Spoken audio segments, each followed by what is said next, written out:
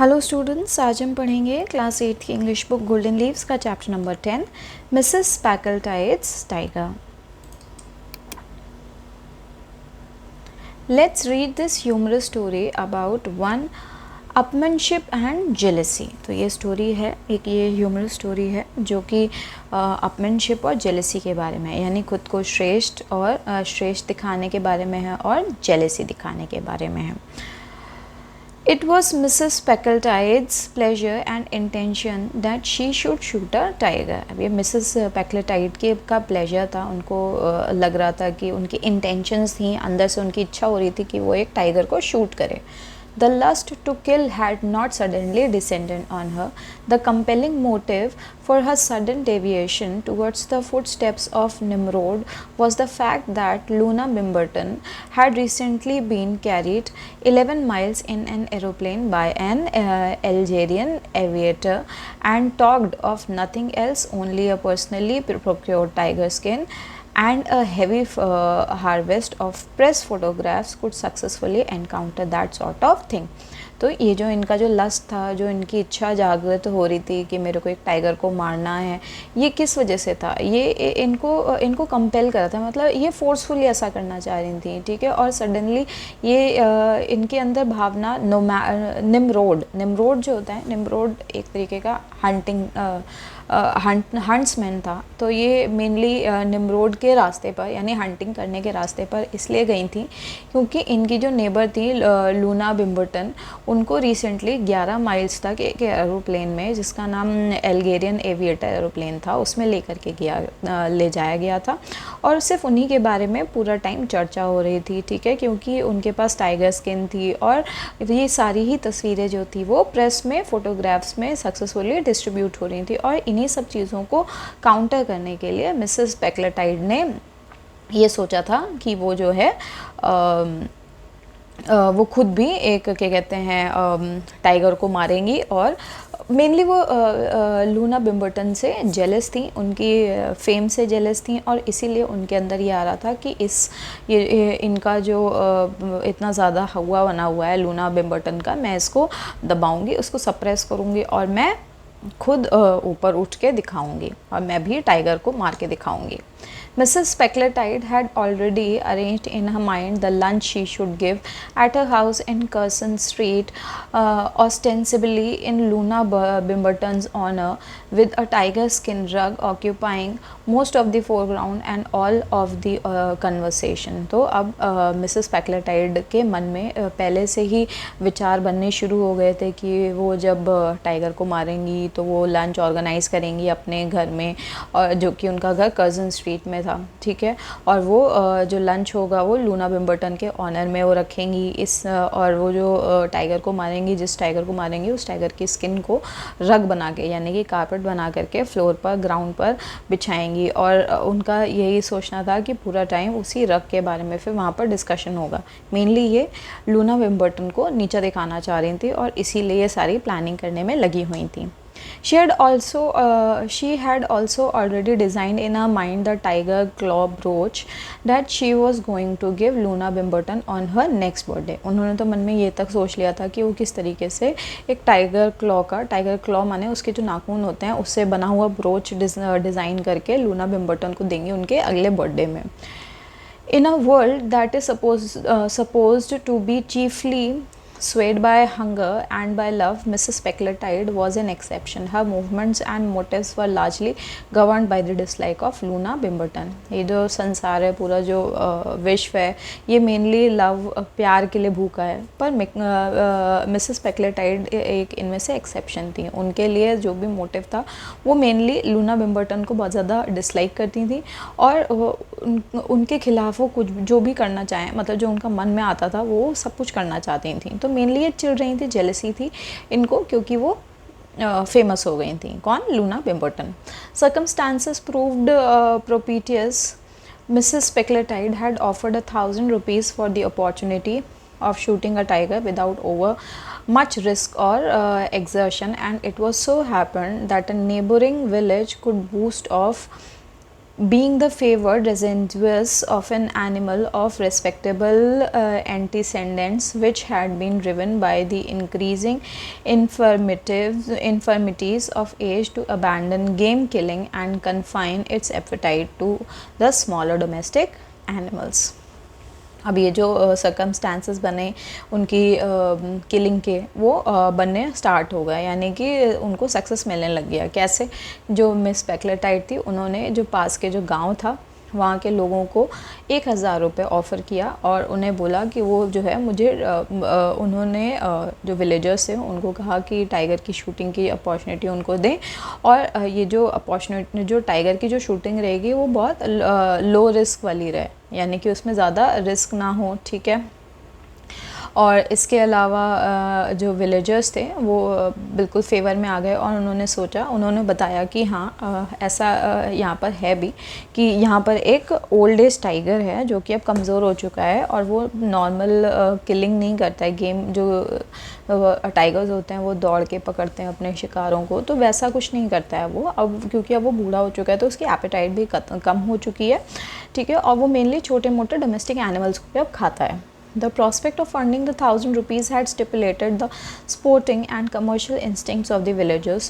Children were posted night and day on the outskirts of local jungle to head the tiger back in the unlikely event of his attempting to roam away to fresh hunting grounds, and the cheaper kind of goats were left about with elaborate carelessness to keep him satisfied with his present quarters. क्या हुआ? ये जो prospect था 1000 रुपये देने वाला कि villagers को 1000 रुपये मिलेंगे अगर मिसेस पैक्लेटाइड को एक टाइगर का शिकार करने को मिलेगा, तो ये सारी बात जो थी पूरे गांव में फैल गई और पूरे गांव में गांव वालों ने इसको कमर्शियल इंस्टिंक्ट समझ करके इसमें साथ दिया उनका। मतलब मेनली उनको ऐसा लगा कि पैसे कमाने का ज़रिया आ रहा है तो क्यों ना इसमें मदद करी जाए। तो गांव वालों ने छोटे छोटे बच्चों को, जो बच्चे थे गांव के, ठीक है, उनको दिन में और रातों में जंगल के लोकल जो जंगल था उनके आउटस्कर्ट्स में भेज दिया, यानी उनके बाउंड्रीज़ में भेज दिया, और क्योंकि टाइगर पर नज़र रखने के लिए, क्योंकि हो क्या रहा था कि जो टाइगर था वो कहीं पर भी रोम करेगा, है ना। और इसके लिए इन्होंने क्या किया कि वो जो टाइगर है शिकार के लिए ज़्यादा दूर या फिर फ्रेश हंटिंग ग्राउंड्स में ना जाए। फ्रेश हंटिंग ग्राउंड का मतलब हो गया कहीं ज़्यादा दूर वाले इलाके में ना चला जाए, जहाँ कभी उसने हंटिंग ना करी हो उस इलाके में ना चला जाए। तो उसके लिए इन्होंने जो सस्ती गोट्स होती थी, बकरियां होती थी, उनको भी केयरलेसली जंगलों में छोड़ दिया कि वो कम से कम उसी पर्टिकुलर एरिया में रहे और वो कहीं शिकार करने के लिए कहीं दूर ना जाए मेनली, ठीक है। और वो उस जो गोट है उसको खा करके अपना पेट भरे रहे और इसी आसपास के एरिया में ही रहे। The one great anxiety was lest he should die of old age before the date appointed for the memsahib's shoot. अब बस एक एंजाइटी थी, एक टेंशन थी कि ऐसा ना हो कि वो, क्योंकि वो जो टाइगर था वो तो बूढ़ा था, ठीक है, तो ऐसा ना हो कि वो अपने बूढ़ेपन की वजह से पहले मर जाए, ठीक है। और जबकि मेम साहब यहाँ पे एक हिंदी वर्ड है, ठीक है। मेम साहब पुराने ज़माने में लेडीज़ को, जैसे आज भी मेम साहिब बोलते हैं, तो लेडीज़ को मेम साहिब से डिनोट करते हैं। तो मेम साहिब को अब शूटिंग करने के लिए ये था कि वो शूट कर लें, इससे ऐसा ना हो कि शूटिंग से पहले वो मर जाए, उनको 1000 रुपये उनके हाथ से चले जाएं।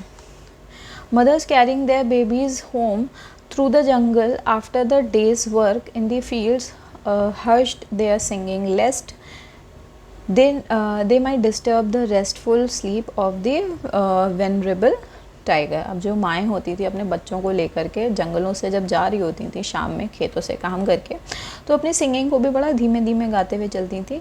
उनका ऐसा मोटिव रहता था कि जो टाइगर है जो रेस्ट कर रहा है, उस जो यहाँ पे वेनरेबल लिखा हुआ है, जो टाइगर है जो शिकार कर सकता है, ठीक है, तो वो ऐसा ना हो कि वो उसकी जो स्लीप से वो जाग जाए, इसलिए ये लोग जो है बहुत ही धीमे दबे पाँव ही वहाँ से जाते थे और बहुत धीरे धीरे सिंगिंग करके जाते थे। The great day duly arrived, moonlit and cloudless। अब ये जो ग्रेट नाइट थी, जो इसमें शिकार होना था, वो रात आ चुकी थी, ठीक है। चांदनी रात थी और बादल आसमान में नहीं थे। A platform had been constructed in a comfortable and conveniently placed tree, and thereon crouched Mrs. Pecklitide and her paid companion. अब एक प्लेटफॉर्म जो था उसको बना दिया गया एक पेड़ के ऊपर, जो कि बहुत कंफर्टेबल था और कन्वीनियंट प्लेस पर था वो ट्री, ठीक है, कन्वीनियंट मतलब सही जगह पर था, उतनी दूरी पर था कि वहाँ से क्या कहते हैं शिकार जो था आसानी से दिख सके। और पैक्लेटाइड, मिसेस पैक्लेटाइड और उनकी जो साथी थी पेड कंपेनियन, यानी उनकी हो सकता है वो नौकरानी रही हों, ठीक है, वो जो थी वो उनके साथ दोनों लोग उस पेड़ के ऊपर बैठ गए। उस नौकरानी का नाम था मिस मेबिन, ठीक है। तो मिस मेबिन जो थी वो और मिसेस पैक्लेटाइड जो थी ये दोनों ही उस ट्री पे के प्लेटफॉर्म पर जाकर के बैठ गए।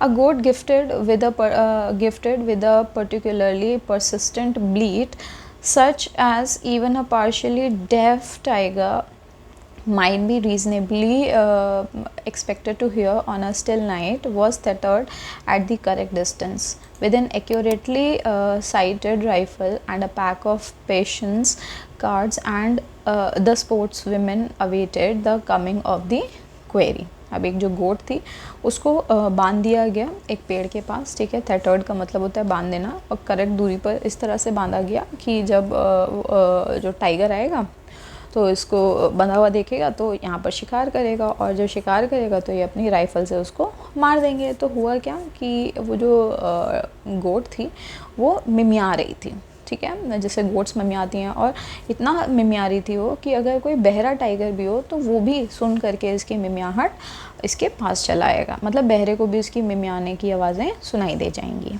ठीक है। और ये जो दोनों पर्सन्स थे मिसेस पैक्लेटाइड और उनकी जो कंपेनियन थी मिस मेबिन, ये दोनों ही राइफ़ल लेकर के बैठ गए, और इनके पास पैक ऑफ पेशेंस कार्ड भी थे, यानी कि छोटे वाले जो प्लेइंग कार्ड्स होते हैं ताश के पत्ते, वो भी ये लेकर के बैठ गए थे, और ये लोग वेट कर रहे थे शिकार करने का। I suppose we are in some danger said Mrs Mebbin. Mebbin कहती हैं मुझे ऐसा लग रहा है कि हम लोग किसी डेंजर में हैं। She was not actually nervous about the wild beast, but she had a morbid dread of performing an atom more service than she had been paid for. Actually वो डरी हुई उस टाइगर से नहीं डरी हुई थी, वो एक्चुअली में उनको जितना पैसा दिया जाता था उससे 1% भी वो ज़्यादा काम नहीं करना चाहती थी। मेनली ऐसा था कि वो पेड़ पर बैठी हुई थी, तो उनके माइंड में ये चल रहा था कि मैं यहाँ पे पेड़ पर बैठ कर के आराम से वो चीज़ जो भी हो रही है मैं यहाँ पे बस साथ देने के लिए आई हूँ, ठीक है। तो उनका मेनली ये मानना था कि यहाँ पर बैठने के अलावा मैं इसके अलावा और कोई दूसरा काम नहीं करूँगी। मान लो उनके माइंड में ये आ रहा था कि अगर टाइगर पेड़ के ऊपर चढ़ाया तो मैं यहाँ से भागने वाला काम नहीं करूँगी। तो मतलब उनके माइंड में ये चल रहा था कि वो इस तरह की बंदी थी कि वो जितना उनको पैसा मिला है सिर्फ उतना ही काम करेंगी, उससे 1% काम भी वो फालतू नहीं करेंगी। Nonsense said Mrs. Packletide, it's a very old tiger. It couldn't spring up here even it wanted to. तो मिसेस पैक्लेटाइड जो होती हैं वो कहते हैं कि चुप रहो, ये जो टाइगर है ये बहुत बूढ़ा है और ये इस पेड़ के ऊपर आना भी चाहेगा तो भी नहीं आ पाएगा। If it's an older tiger, I think you ought to get it cheaper. 1,000 rupees is a lot of money. तो जो मिस मेबिन थी वो कहती हैं कि अगर ये बूढ़ा टाइगर है तो मुझे ऐसा लगता है कि तुमने तो इसे और सस्ते में खरीदना चाहिए था। 1,000 रुपये तो इस टाइगर के लिए बहुत ज़्यादा पैसा है। Louisa Mebbin adopted a protective elder sister attitude towards money in general. अभी जो मिस मेबिन है इनका पूरा नाम है लुइजा मेबिन। तो लुइजा मेबिन जो थी इनके कैरेक्टर के बारे में यहाँ पे बात हो रही है कि वो मेनली एक एल्डर सिस्टर एटीट्यूड लेकर के चलती थी मनी को लेकर के, टुवर्ड्स मनी। एक्चुअली वो एक बड़ी बहन होती है ना इससे पैसे बचा के चलने वाली, तो ये उस तरह का इनका नेचर था, ठीक है। ये पैसों को लेकर के बहुत ज़्यादा प्रोटेक्टिव रहती थी, कम से कम पैसा खर्च हो। तो ऊपर वाली लाइन में यहाँ पर भी इन्होंने यह बात इसीलिए कही है कि क्योंकि वो टाइगर बूढ़ा है तो 1,000 रुपये बहुत ज़्यादा हैं, ठीक है। तो मेनली वो पैसे बचा करके चलना चाहती थी। Her energetic intervention had saved many a rouble from being lost in tips in some Moscow hotels. और इनकी जो एनर्जेटिक इंटरवेंशन है, इंटरवेंशन का मतलब होता है बीच में आना, कन्वर्सेशंस के बीच में आना। तो ये कन्वर्सेशंस के बीच में आकर के कितनी बार तो रूबल करेंसी है, ठीक है, कितनी बार तो बहुत सारे पैसे बचवाती थी जो कि टिप में मॉस्को होटल में दिए हैं उसमें भी बहुत सारे पैसे वो बचवा लेती थी।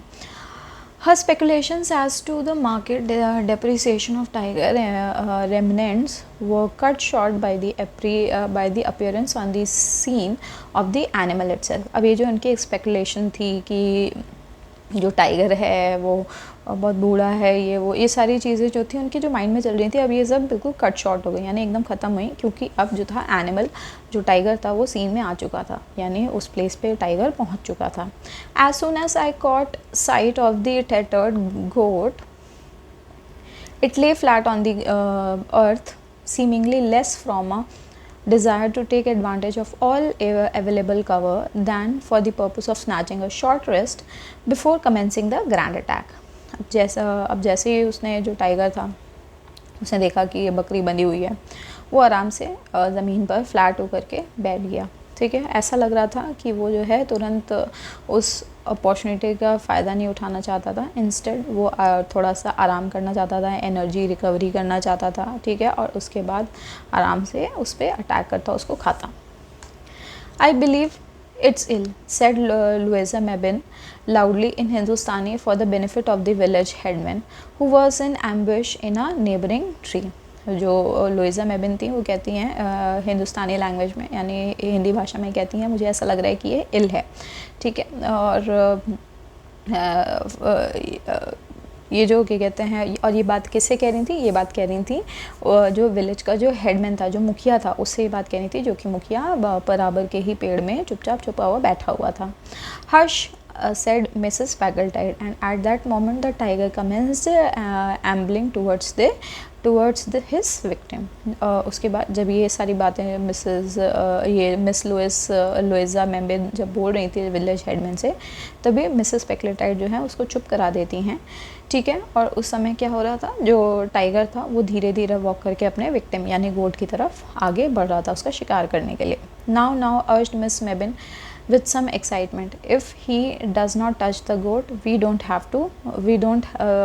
needn't pay for it, the bait was an extra.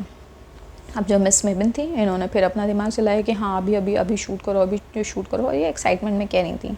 ये इसलिए ऐसा कह रही थी क्योंकि इनका ये मानना था कि क्या कहते हैं, जो गोट है, एक्चुअली गोट का जो बांधी गई थी उसका अलग से पैसा देना था. ठीक है, यहाँ पे बेट जो है, जो लुभाने वाली चीज़ है, टाइगर को लुभाने वाली चीज़ क्या है, बेट है, यानी जो गोट है उसका पैसा अलग से देना था 1000 रुपये के अलावा. तो मिसेस मेबिन के माइंड में ये चल रहा था कि इससे पहले कि जो टाइगर है वो गोट पे अटैक करे, उससे पहले ही टाइगर को मार दो, इससे जो है गोट बच जाएगी, तो गोट का पैसा अलग से नहीं देना पड़ेगा.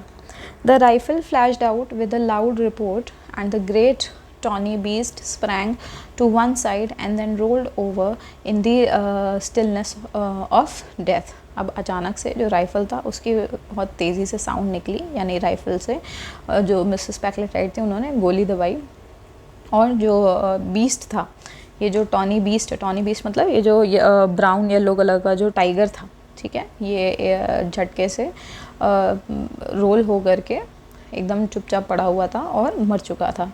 इन a moment a crowd of excited natives had swarmed onto the scene, and their shouting speedily carried the glad news to the village, where a thumping of tum-tums took up the chorus of trump. अब क्या हुआ था यहाँ पर, उसी moment में जब शेर मर गया था तो सारा जो क्राउड था, जो गांव के लोग थे, नेटिव्स थे, ठीक है, वो सभी जो है झुंड बना करके उस सीन को देखने के लिए आए. सभी शोर मचा रहे थे कि जो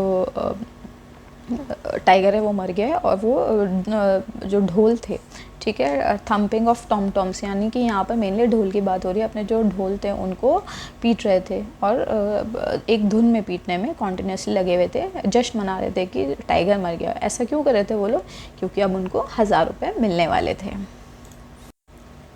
And their triumphant rejoicings found a ready echo in the heart of Mrs. Packletide. Already that luncheon party in Curzon Street seemed immeasurably nearer. अब ये जो धुन थी, जो ताल थी, जो टमटम की आवाज़ सुनाई दे रही थी, जो ढोल बज रहे थे, इनकी जो आवाज़ें थी वो मिसेस पैकलेटाइड के दिल को जा कर के छू रही थी, उससे टकरा रही थी, और उनके दिमाग में सिर्फ यही चल रहा था कि अब जो लंच होने वाला था, जो लंच पार्टी होने वाली थी कर्जन स्ट्रीट में उनके घर में, अब वो दूर नहीं थी. Sorry, it was Louisa Mebbin. One second. हाँ, it was It was Louisa Mebane who drew attention to the fact that दोबारा से हाँ. It was Louisa Mebane who drew attention to the fact that the goat was in death throes from a mortal bullet wound, while no trace of rifle's deadly work could be found on the tiger. अब ये जो लुएजा मेबिन थी, इन्होंने attention draw करी, यानी इन्होंने ध्यान दिया कि ये जो बकरी है वो लगभग मर रही है, वो दर्द से कर्रा रही है, ठीक है, जबकि ये जो टाइगर है उसके ऊपर तो कोई भी बुलेट का निशान भी नहीं है और वो मरा हुआ पड़ा है. Evidently, the wrong animal had been hit and the beast of the prey had succumbed to heart failure caused by the sudden report of the rifle accumulated by senile decay. Actually हुआ क्या था, जो wrong animal था वो मर गया था, ठीक है. उसको जो रॉन्ग एनिमल था उसको गोली लगी थी मेनली, यानी कि जो गोट थी उसको नहीं मारना था, वो तो शिकार के लिए लाई गई थी, तो मिसेस स्पेक्लेटाइड से गोट को गोली लगी थी, ना कि टाइगर को गोली लगी थी. और टाइगर किस लिए मरा था, टाइगर मेनली जो बुलेट की जो आवाज़ थी उसकी वजह से, वो बेचारा बूढ़ा था एक तो उसको मेनली बहुत ज़्यादा तेज़ साउंड की वजह से हार्ट फेलियर हो गया था, ठीक है, तो इसकी वजह से वो मर गया था.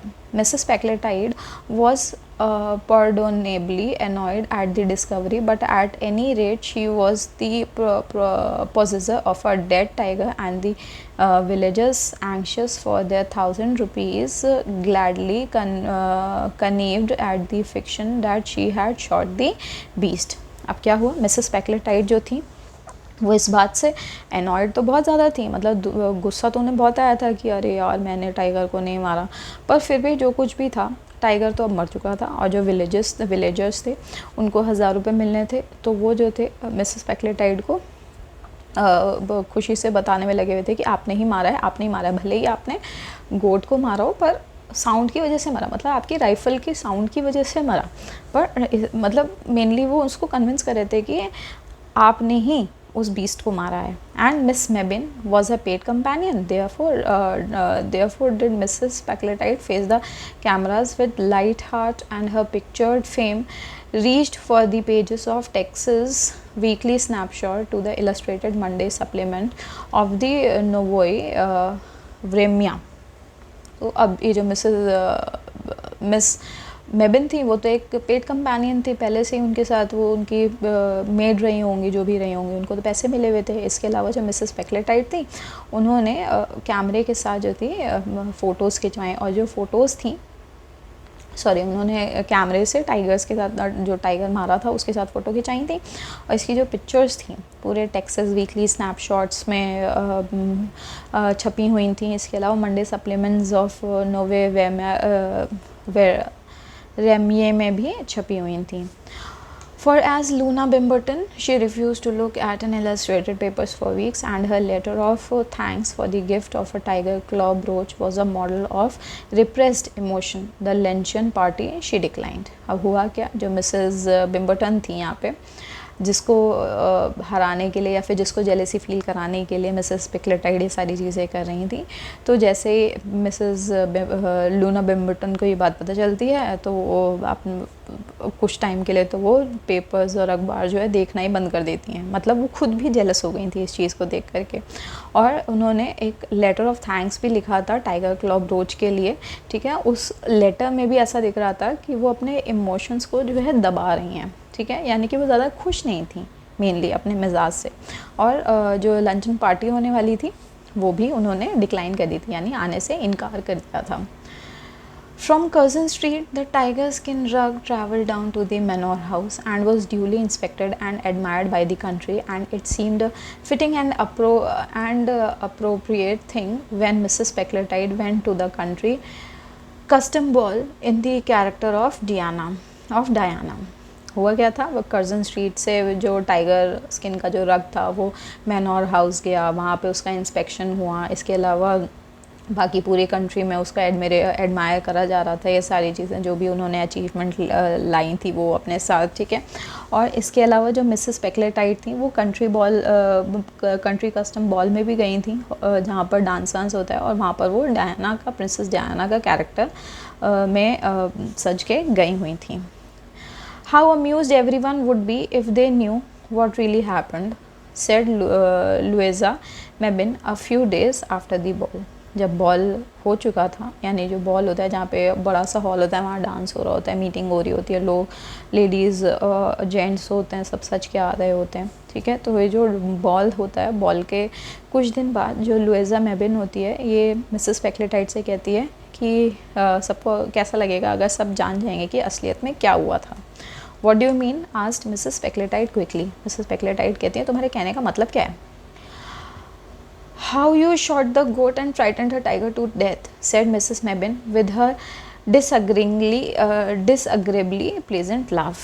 अभी जो मिस मेबिन थी, ये मुस्कुराते हुए लाफ करते हुए कहती हैं कि किस तरीके से आपने गोट को मारा और गोट के मरने की वजह से जो टाइगर था वो क्या कहते हैं बुलेट के आवाज़ की वजह से मर गया था। तो ये सारी बातें अगर सब जान जाएंगे, मेनली वो ये उसको ना धमकाना सा चाह रही थी मुस्कुराहट के साथ कि अगर सब जान जाएंगे, तो मतलब मेनली वो उसको धमकियाँ दे रही थी कि अगर मैं तुम्हारा राज खोल दूँ तो, है ना। और वो मेनली यही करने की कोशिश करी थी सारी बातें करके।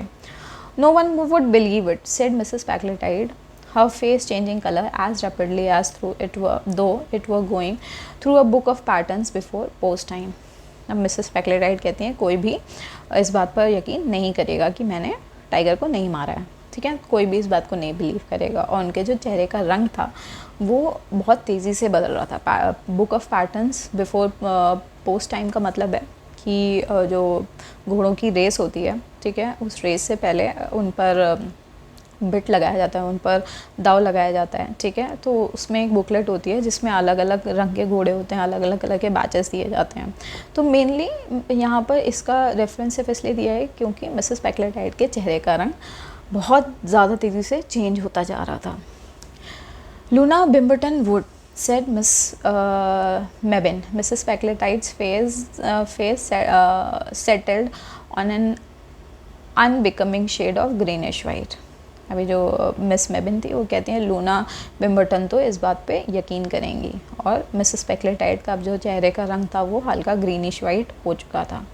You surely wouldn't give me away, she asked. और फिर मिसेस पैक्लेटाइड पूछती हैं कि तुम मुझे धोखा नहीं दोगी, है ना।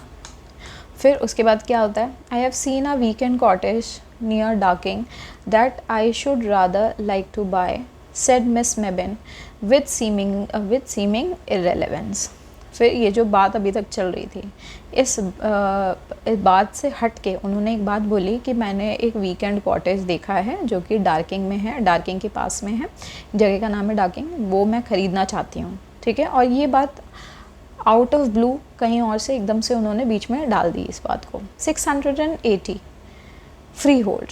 फिर उसने बोला कि ये जो प्रॉपर्टी है वो 650 रुपये की है और वो फ्री होल्ड रजिस्ट्री है। Quite a bargain only, I don't happen to have the money. वो कहते हैं कि क्वाइट अ बार्गेन है, मतलब सस्ती है वो जगह, पर मेरे पास उतने भी पैसे नहीं हैं। यानी कि वो मेनली ना ये सारी कन्वर्सेशन जो लुइजा मेबिन थी उसने करी ही इसलिए थी जिससे कि वो ब्लैकमेल कर सके मिसेस पैक्लेटाइड को। और ब्लैकमेल किस तरीके से ब्लैकमेल करे कि अगर ये बात कि आपने गोट को मारा था ना कि टाइगर को मारा था, ये बात लूना बिम्बर्टन तक पहुंच जाए तो क्या होगा एंड ऑल दैट। तो ये मेनली उसको ब्लैकमेल कर रही थी। और किस चीज़ के लिए ब्लैकमेल कर रही थी, एक कॉटेज ख़रीदने के लिए। और ये कॉटेज किससे खरीदवाती, मिसेस पैक्लेटाइड से, है ना। तो आगे देखते हैं क्या होता है। Louisa Mebbin's pretty weekend cottage, christened by her less favors and gay in summertime with its garden borders of tiger lilies, is the wonder and admiration of her friends. It is a marvel how Louisa manages to do it, is the general verdict. Mrs. Pecklitide indulges in no more big game shooting. The incidental expenses are so heavy. She confides to inquiring friends. हुआ क्या था, ये जो Luisa मेम्बिन थी इन्होंने क्या किया था,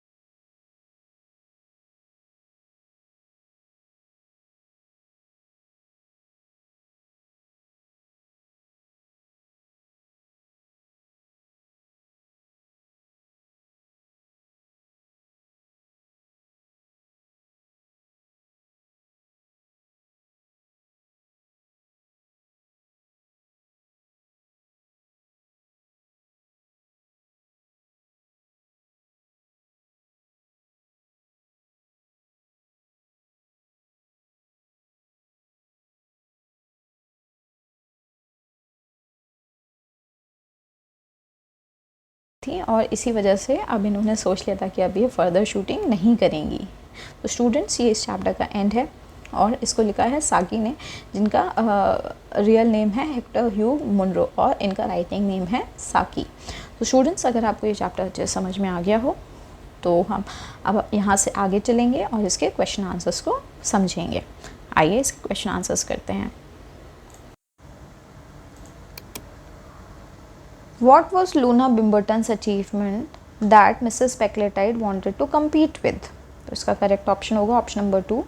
She had recently been carried in an aeroplane by an Algerian aviator. Now next, what did Mrs. Specletide mean by incidental expenses? So इसका करेक्ट ऑप्शन होगा option number 4, the amount she paid to buy a cottage for Miss Mebin. Now coming to answer these questions. Why was Mrs. Specletide wished to shoot a tiger? Mrs. Specletide wished to shoot a tiger to gain attention and fame by outshining Luna Bimberton, who had recently been the center of attention due to her experience of being carried in an Algerian aviator. What versions did Mrs. Specletide have in her mind of upstaging Luna Bimberton and stealing the attention from her? Mrs. Specletide envisioned holding a lunch in her house where a tiger skin rug would be the center of attention and the conversation would revolve around her hunting feat, thus diverting attention from Luna Bimberton. What were Mrs. Specletide's feelings for Luna Bimberton? Mrs. Specletide disliked Luna Bimberton and was motivated by this dislike to seek attention and fame that would overshadow Luna's recent achievement. Why had Mrs. Specletide offered 1,000 rupees to the villagers? Mrs. Specletide offered 1,000 rupees to the villagers to secure the opportunity to shoot a tiger without much risk or effort and to create a successful hunting story to counter Luna Bimberton's fame. What kind of a tiger was found to be suitable for this hunting expedition? An old tiger that had given up hunting larger game and was living off smaller domestic animals was found to be suitable for the hunting expedition. What efforts did the villagers make to prevent the tiger from wandering far away from that area? Villagers posted children to the outskirts of the jungle to prevent the tiger from leaving the area, and they left cheaper goats around to keep the tiger satisfied and prevent it from seeking new hunting grounds. What was Louisa Mebin's attitude towards money? Louisa Mebin had a miserly attitude towards money, and she was protective of it, often trying to avoid spending any more than necessary. What did the tiger do upon catching sight of the goat? The tiger laid flat on the ground, seemingly not for cover but to rest before initiating an attack on the tethered goat. How did the villagers celebrate the apparent success of the hunting expedition? The villagers celebrated the apparent success with excitement and tum-tum drumming, which carried the news of the tiger's death to the village. What was discovered after the death of the tiger? Who discovered it? Louisa Mebin discovered that the goat was dying from a bullet wound, while no sign of a rifle's impact were found on the tiger. It was discovered that the wrong animal had died and the tiger had died of heart failure caused by the rifle's noise and old age. Now, reference to context. Mrs. Specletide had already arranged in her mind the lunch she would give at her house in Curzon Street ostensibly in Luna Bimberton's honor, with a tiger skin rug occupying most of the foreground and all of the conversation. What was the greatest motivation for Mrs. Specletide to hunt a tiger? The greatest motivation for Mrs. Specletide was to gain fame and attention by overshadowing Luna Bimberton's recent aeroplane experience. What gift did she intend to give to Luna Bimberton? Mrs. Specletide intended to give Luna Bimberton a tiger claw brooch on her next birthday. What was peculiar about the tiger chosen for the hunting expedition? The chosen tiger was old and had stopped hunting larger game due to age, making it a suitable target for the expedition. In which country is the story set? What can be inferred about the historical setting of the story? The story is set in India. The historical setting is likely during the British colonial period in India, which is suggested by the mention of rupees, the presence of British characters, and the colonial themes present in the story. If it's an old tiger, I think you ought to get it cheaper. 1,000 rupees is a lot of money. What instances of Louisa Mebbin's miserly attitude are mentioned just after this extract? Louisa Mebbin's miserly attitude is evident when she suggests getting an old tiger at a lower price and cautions the cost of 1,000 rupees. Why did the tiger stop before attacking the goat? The tiger stopped possibly to rest or recover energy before attacking the tethered goat. How did the tiger actually die? The tiger died from heart failure due to the sudden sound of the rifle shot combined with its old age. Why was Mrs. Specletide not worried that the truth about the hunting expedition will be revealed? Mrs. Specletide was not worried because the villagers were willing to keep the truth hidden to secure the promised 1,000 rupees. Also, Miss Mebbin was a paid companion and wouldn't reveal the truth to avoid losing her income. Write a brief character sketch of Mrs. Specletide.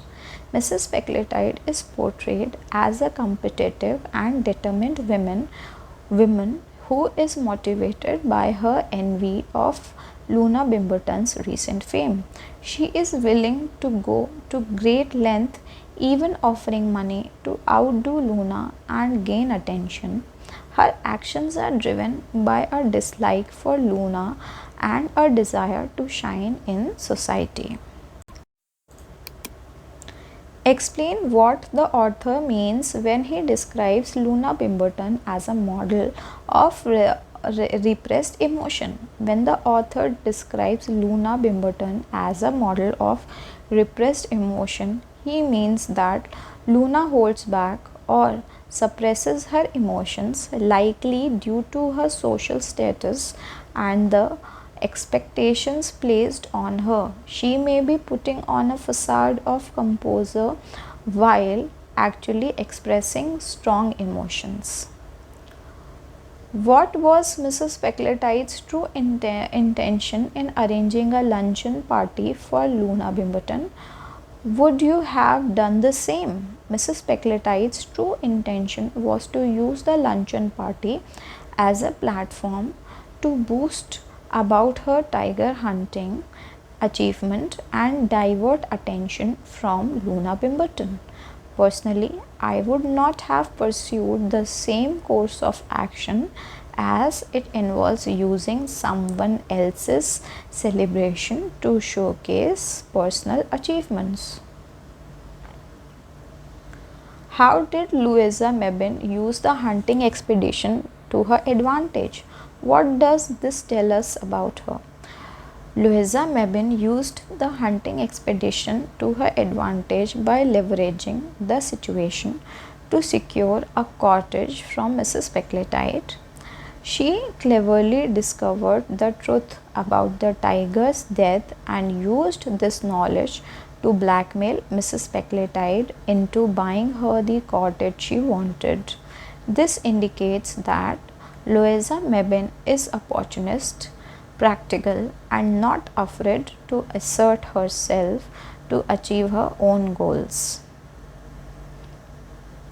Pick out instances of humor from the story. Instances of humor in this story include: first point, Louisa Mebbin's suggestion that the price of an old tiger should be cheaper.